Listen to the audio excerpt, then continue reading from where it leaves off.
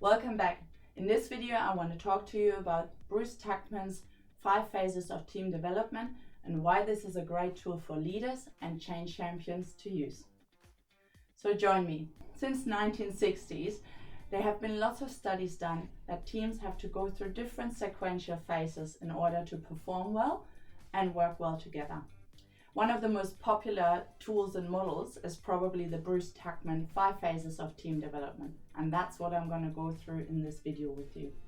The 5 phases are to form a team, to storm as a team, to norm your way of working, performing together, and then adjourning or breaking off your team. Let's look a little bit closer at the different phases and how you as a change champion or leader can facilitate a smooth progression and a fast move towards the performing phase. Forming a team is the initial phase. This is where we get together and get to know each other. People will enter the team with questions. Who am I in this team and why am I here? Who are you in this team and why are you here? So it's important for a leader to not only give a clear vision as to what this team has to achieve together, but also to allow for socializing and asking questions. This is really where we want to focus on the human aspect of working together.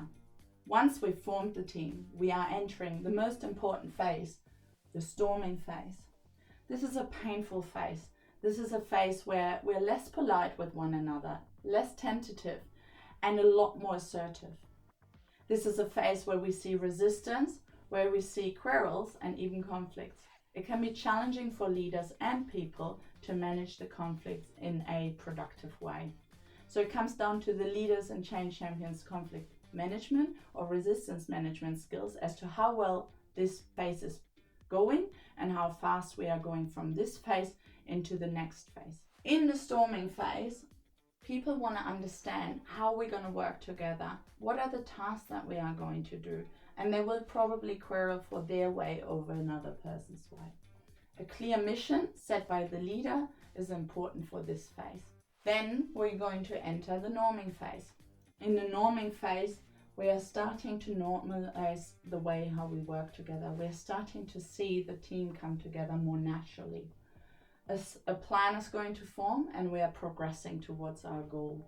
People will ask questions as to what do we need to do now? Where do we going to do this? Who's going to do what? When are we going to do what?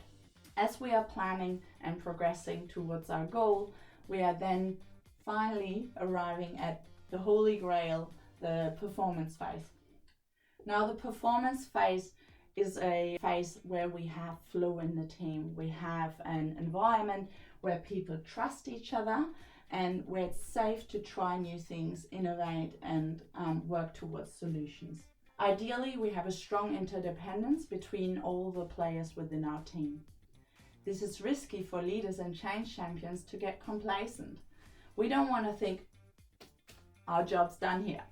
No, what we need to do is encourage regular reflection. What is something that we need to stop doing? What is something that we need to start or continue doing? This continued reflection helps our team to grow and innovate and mold together, bond together. There's a big risk when a leader is complacent in this phase that we are moving back to the storming or also the norming phase. We cannot jump across any of the phases, no pain, no gain. So just keep this in mind. Sadly, all things have to come to an end. And so at some point, we will find our team going to an adjourning phase. In this phase, again, we have a heightened level of emotions. People may want to look back at the job well done. They want to celebrate, but also they might grieve for some of the team members that might leave, or that this big project has come to an end, or that this kind of working group is no longer going to meet. So as a leader, we need to acknowledge this heightened emotion and we need to facilitate that. We can facilitate that by helping people to move on to their new teams, by helping them to form new teams either in the same constellation or in a different one. Overall, leaders and change champions that understand that these phases, 5 phases, are always going to happen when you build a team, are more better equipped to help their team progress through them and also have a shared understanding why we have tougher times, maybe in the storming and also adjourning phases. When we acknowledge these challenges and we talk about them, it makes it much easier for people to deal with it and work through them together. So I hope this video has been helpful for you. I hope that you can use it in your leadership journey, and I hope you're going to subscribe and give it a big thumbs up, and I'll see you in the next video.